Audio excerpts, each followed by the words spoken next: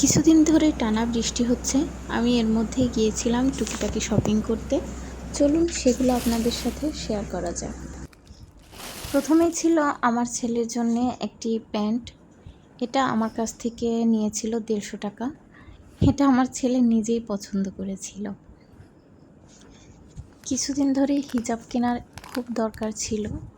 একটি বোরকার সাথে ম্যাচিং হিজাব পাচ্ছিলাম না, আজ হঠাৎ পেয়ে গেলাম। তো এই কালারটার নাম কি আমি ঠিক জানি না, তবে দেখতে বেশ ভালোই লাগছে, তাই নিয়ে নিলাম। এটাও নিয়েছিল 150 টাকা।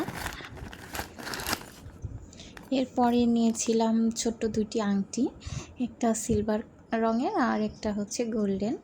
আমার আংটি পরতে খুব ভালো লাগে। সাথে নিয়েছিলাম দুটি চুড়ি।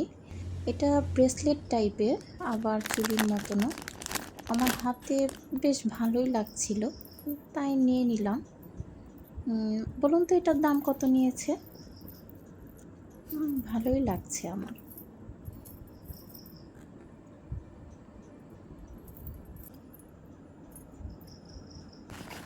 এরপরে ছিল একটি লেস। এটা হচ্ছে আমি জামার জন্য কিনেছিলাম, অনেক দিন ধরে খুঁজছিলাম এই টাইপের চিকন লেস।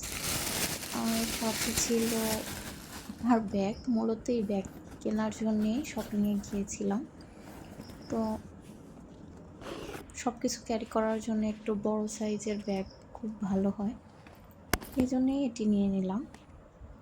তো এই ছিল আজকের আমার টুকিটাকি শপিং।